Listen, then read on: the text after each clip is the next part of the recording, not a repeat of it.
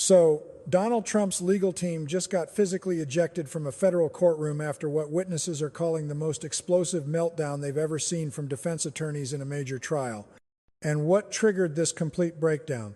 The prosecution introduced a single email that Trump's lawyers had previously sworn under oath didn't exist. We're talking about attorneys being escorted out by federal marshals, while one of them was literally shouting at the judge that this was a kangaroo court. This isn't just another contentious moment in Trump's ongoing legal battles. We're talking about licensed attorneys risking disbarment, contempt charges, and potentially their own criminal liability by melting down so spectacularly that a federal judge had no choice but to remove them from the proceeding.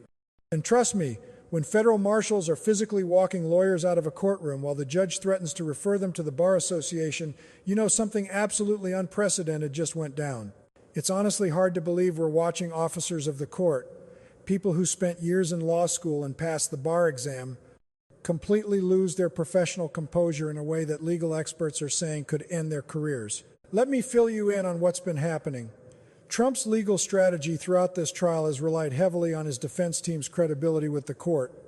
His attorneys have been arguing that any document retention issues were inadvertent, that Trump relied on their legal advice, and that the prosecution was engaged in selective enforcement motivated by politics. For weeks, they've maintained a professional demeanor, following courtroom protocols and presenting themselves as serious lawyers defending a client against overreach. According to Politico's December 10th coverage, the defense team had successfully created doubt about some of the government's timeline evidence and had gotten several prosecution witnesses to acknowledge ambiguities in email chains and document handling procedures. The strategy was working well enough that legal analysts were saying Trump might actually have a path to reasonable doubt on some charges. But here's where the rubber meets the road. The prosecution had been building toward a specific piece of evidence for days. They'd laid groundwork through testimony about document retention policies, established timelines through phone records, and created a narrative about intentional obstruction rather than mere negligence. Then, on the morning of December 10th, prosecutors told the judge they needed to introduce a newly authenticated email that had been part of a larger document production but hadn't been presented to the jury yet. And before we go any further, let's be real for a second. When prosecutors say they have one more piece of evidence and the defense team immediately starts objecting before they've even seen it, you know something's about to blow up spectacularly. Here's where it gets interesting. According to multiple reporters from CBS, CNN, and the Associated Press who were inside the courtroom, the prosecution handed copies of the email to the judge, the jury, and the defense table simultaneously. The email was dated August 2022, right in the middle of the period when Trump's attorneys were negotiating with the Justice Department about returning classified materials. Within seconds of the defense team reading it, the lead attorney, identified in reports as Trump's primary trial counsel, stood up and demanded an immediate sidebar. The judge granted it, and all the attorneys approached the bench for what was supposed to be a quiet conference out of the jury's hearing. That's when everything fell apart. According to CNN's legal correspondent, who was close enough to hear parts of the exchange, Trump's attorney raised his voice almost immediately, telling the judge that this email was fabricated and that the government was manufacturing evidence. The judge warned him to lower his voice. Instead, the attorney got louder, insisting the court needed to declare a mistrial immediately. The judge called a recess and had the jury removed from the courtroom. Once the jury was gone and the proceedings were back on the record, that's when the real explosion happened. Trump's lead counsel, now speaking directly into the microphone for the court record, accused the prosecution of withholding exculpatory evidence, manufacturing documents, and engaging in prosecutorial misconduct that he claimed rose to the level of criminal fraud on the court. The judge asked him to specify exactly what he was alleging, and the attorney made a claim that would prove to be his undoing. He stated, and this is critical, that his legal team had conducted a thorough review of all emails from that time period, and that this specific email, the one the prosecution just introduced, did not exist in any of the document productions they had received. He said his team had never seen it before this moment. Then the prosecutor stood up and dropped the bombshell. She calmly informed the court that this email had been produced to the defense in the third document production back in September, that it was specifically identified in the production index as item 4732, and that the defense had actually referenced the same email thread in one of their own pretrial motions, just conveniently leaving out the most damaging portion. The prosecutor then handed the judge a copy of the defense's own motion with the email thread number highlighted, proving they had not only received it but had used parts of it in their own filings. The courtroom atmosphere, according to reporters present, became electric with tension. Trump's attorney's face reportedly turned bright red. Instead of backing down or asking for a moment to confer with his team, he doubled down. He insisted the prosecutor was lying, that this was a setup, and that the email in their files must have been altered after production. The judge, clearly losing patience, asked if he was accusing the prosecution of fabricating federal evidence. The attorney said yes, absolutely, that's exactly what he was alleging. At this point, Trump's second-chair attorney tried to pull his colleague back to the defense table, physically tugging on his sleeve, but the lead counsel shook him off and kept going. He said the entire prosecution team should be investigated, that this was worse than anything that happened during Watergate, and that the judge was complicit if she allowed this fraudulent evidence to be shown to the jury. That's when the judge had apparently heard enough. In a voice that reporters described as icily controlled, she told Trump's attorney that he was now in contempt of court and that he needed to sit down immediately or he would be removed. Instead of complying, the attorney said he would not be silenced, that someone needed to expose what was happening in this courtroom, and that he was willing to go to jail to protect his client's constitutional rights. The judge then looked directly at the federal marshals and said one word: remove him. Two marshals approached the defense table, and that's when the second attorney also stood up and started shouting that this was a violation of Trump's Sixth Amendment right to counsel, and that the judge was proving the whole system was rigged against them. The judge held up her hand, pointed at the second attorney, and said, "Him too." Both attorneys were escorted out of the courtroom while one of them shouted back at the judge that this was a kangaroo court and that everyone would see the truth. The remaining member of Trump's legal team, a junior attorney, sat frozen at the defense table, apparently in shock at what had just happened. Now, this isn't the first time we've seen Trump's attorneys find themselves in impossible positions that destroy their professional reputations. Just think about how Rudy Giuliani went from America's mayor to a disbarred lawyer facing bankruptcy after he spent years making false claims about election fraud on Trump's behalf. Giuliani destroyed a decades-long reputation, lost his law license in New York and D.C., and was hit with a $148 million defamation judgment, all because he couldn't stop lying for Trump, even when the evidence proved he was wrong. Then there was Sidney Powell, who made such outrageous claims about voting machines that she faced defamation suits, eventual criminal charges in Georgia, and became a national laughingstock in legal circles. Powell went from being a respected federal prosecutor to someone whose name became synonymous with conspiracy theories and baseless allegations. And let's not forget Jenna Ellis, who pleaded guilty in the Georgia case and had to publicly acknowledge that she made false statements about the 2020 election. Ellis was censured by the Colorado bar, admitted she relied on what others told her without verifying facts, and essentially confessed that her representation of Trump led her to violate her professional obligations. Even John Eastman, the attorney who wrote the memo outlining how Pence could refuse to certify electoral votes, is facing disbarment proceedings in California and criminal charges in other jurisdictions. Eastman's entire legal career is in ruins because he provided Trump with a legal theory that every serious constitutional scholar said was baseless. Now, it looks like Trump's current trial attorneys are joining this list of lawyers who thought they could bend the rules, make outrageous claims, and face no consequences as long as they were doing it for Trump. The pattern is absolutely consistent. Every attorney who goes all in on defending Trump through tactics that cross ethical lines ends up destroyed professionally. So what specifically did these attorneys do that was so far beyond the pale that immediate ejection was the only option? Well, it all boils down to making a factual claim to the court that was demonstrably false and then refusing to back down when confronted with proof of the lie. According to legal ethics experts who spoke to multiple outlets, attorneys have a duty of candor to the tribunal. That means you cannot knowingly make false statements to a judge. When Trump's lead attorney claimed his team had never received that email, he made a factual representation to the court.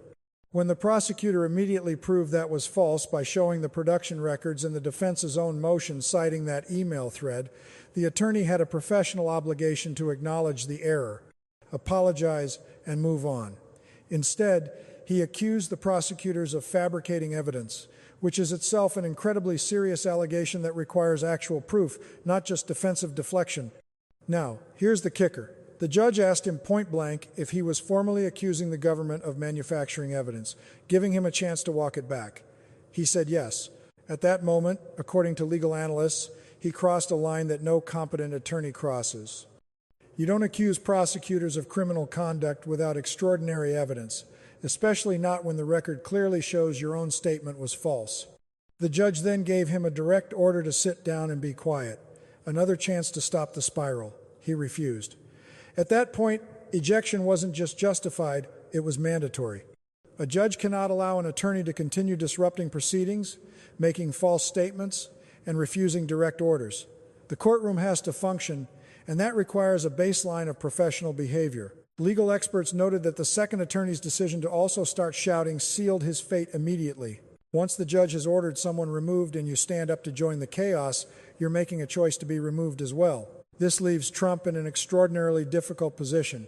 On one side, he now has to continue a complex federal trial with only a junior attorney who wasn't prepared to be lead counsel.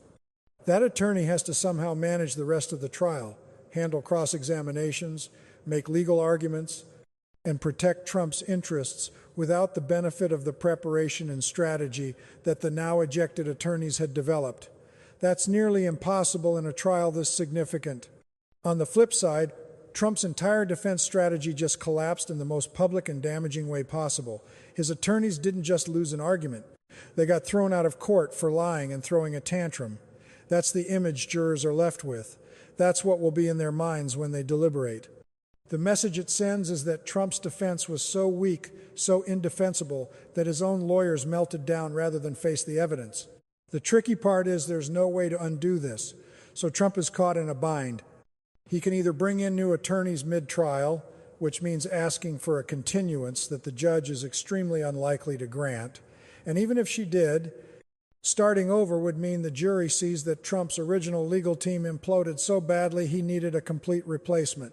That doesn't inspire confidence. Or he can continue with the remaining junior attorney, supplemented perhaps by someone from his broader legal team, but that means going forward severely undermanned against experienced federal prosecutors who just scored a massive psychological victory. Every option is terrible. The defense just suffered perhaps the most damaging self-inflicted wound possible in a criminal trial. This whole scenario is causing absolute chaos throughout Trump world and the broader legal community. According to reporting from multiple outlets, the conservative legal movement is split between those defending the attorney's passion and those horrified by their lack of professionalism. Some Trump supporters online are claiming the ejection proves the trial is rigged and that Trump's lawyers were removed because they were winning. Others, including some conservative attorneys, are openly questioning how these lawyers thought this strategy could possibly help their client. Fox News legal analyst Jonathan Turley, who has often defended Trump's legal positions, appeared visibly uncomfortable when discussing the incident. He acknowledged that while attorneys can and should fight hard for their clients, making demonstrably false statements to a judge and then doubling down when caught crosses every ethical line. When even friendly legal commentators are struggling to defend your attorney's behavior, that tells you how bad it really was. Meanwhile, the legal ethics community is unified in condemning what happened. According to former prosecutors and defense attorneys from across the political spectrum speaking to various outlets, this was career-ending conduct. These attorneys will almost certainly face bar complaints, could be held in contempt beyond just the immediate ejection, and might face sanctions including fines or suspension of their licenses. Andrew Weissman, former FBI general counsel and prosecutor, said on MSNBC that in his decades of practice, he'd never seen anything quite like this. He noted that the combination of making false statements, accusing prosecutors of crimes without evidence, and refusing a judge's direct order would typically result in referral to the state bar and potentially criminal contempt proceedings. Things became even more intense when, during the lunch recess, Trump posted on Truth Social attacking the judge personally, calling her a partisan hack, and saying his attorneys were heroes for standing up to corruption. Legal experts immediately noted that Trump attacking the judge while his attorneys were just removed for similar behavior showed he either doesn't understand or doesn't care about the consequences of courtroom misconduct. Former federal judge Nancy Gertner told CNN that Trump's statement could be used as evidence that the attorney's behavior was part of a deliberate strategy to create appealable error and manufacture a mistrial, which could actually make the situation worse for everyone involved if the judge decides to explore whether this was coordinated contempt. Let's break down what legal and ethics experts are saying about this unprecedented moment, because the implications go far beyond one bad day in court. First, there's the immediate question of how Trump continues this trial. According to veteran trial attorneys, losing your entire prepared legal team mid-trial is catastrophic. The remaining attorney doesn't have the same command of the evidence, hasn't prepared the cross-examinations, and doesn't have the strategic framework that was developed over months. That puts Trump at a severe disadvantage for the remainder of the trial. Some legal analysts told Politico that Trump should seriously consider whether he wants to take the stand in his own defense now, because without experienced attorneys to prep him and guide his testimony, the risk of self-incrimination increases dramatically. Second, there's the bar ethics dimension. Multiple state bar associations could open investigations into these attorneys' conduct. According to legal ethics professor Stephen Gillers at NYU Law School, making false statements to a tribunal is one of the most serious violations possible. He told the Washington Post that attorneys can be disbarred for less egregious conduct, and that the public nature of this meltdown, the clear record of what was said, makes defense of their actions nearly impossible. They can't claim it was a misunderstanding or a heat-of-the-moment mistake. They made specific factual representations that were immediately disproven, then escalated rather than correcting course. Third, there are the criminal contempt implications. The judge could refer both attorneys for criminal contempt proceedings, which carry potential jail time.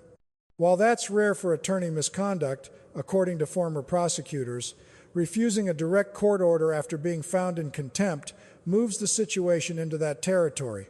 The attorneys might have to hire their own criminal defense lawyers to defend against contempt charges stemming from their conduct in defending Trump. So let's break down what this could mean, because it's not just about two lawyers having a bad day. It has serious consequences for Trump's immediate legal situation, the broader pattern of attorney misconduct in his cases, and the integrity of the judicial system. First up is the immediate trial impact.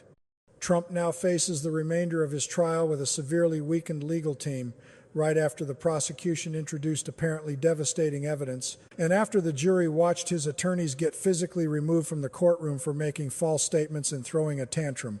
Legal observers who have been following the trial told multiple outlets that this single incident may have eliminated whatever chance Trump had at acquittal. Juries tend to draw negative inferences when defense attorneys behave this way. It suggests desperation and consciousness of guilt.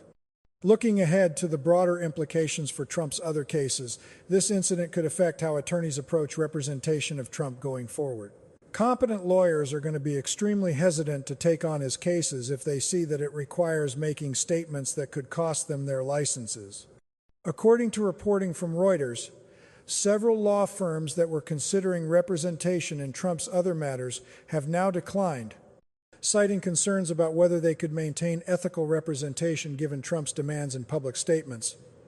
The pool of qualified attorneys willing to represent Trump keeps shrinking with each incident like this. And beyond Trump specifically, this sends a message to all attorneys about the consequences of letting client loyalty override professional obligations. Bar associations and judges are watching these Trump cases closely. The message being sent is clear. You cannot lie to judges, you cannot make baseless accusations, and you cannot refuse court orders, no matter who your client is or how high-profile the case. It's about so much more than just this trial. It's about whether the legal system can function when attorneys abandon professional standards in service of a client's scorched earth strategy. If these attorneys face no meaningful consequences, if they can lie to a judge, accuse prosecutors of crimes, refuse direct orders, and just pay a fine or get a slap on the wrist, then we're basically saying courtroom rules don't really matter if you're representing someone powerful enough. That would mean we've entered a realm where the most aggressive and unethical legal tactics become the norm because there's no real downside. This isn't just about Trump's attorneys. It's about whether every attorney, regardless of their client's status, has to follow the same rules of professional conduct. So, here's the deal. Donald Trump's attorneys got physically ejected from federal court by marshals after they made demonstrably false statements to the judge, accused prosecutors of manufacturing evidence without proof, and refused direct orders to sit down and be quiet. This isn't just about one courtroom meltdown. It's about the complete breakdown of professional standards that seems to follow everyone who enters Trump's orbit. When your lawyers would rather get dragged out of court than face the evidence against you, that tells the jury everything they need to know about the strength of your defense. If these attorneys face no serious consequences, then we're saying there are no real rules for lawyers representing powerful clients. The next few days are going to be crucial. Trump has to figure out how to finish this trial with a decimated legal team. The ejected attorneys have to face potential bar complaints and contempt proceedings. And the jury has to decide what they just witnessed and what it means for the credibility of the defense. The stakes have never been higher, the consequences for attorney misconduct never more public, and the path forward never more unpredictable for everyone involved. Keep an eye on this.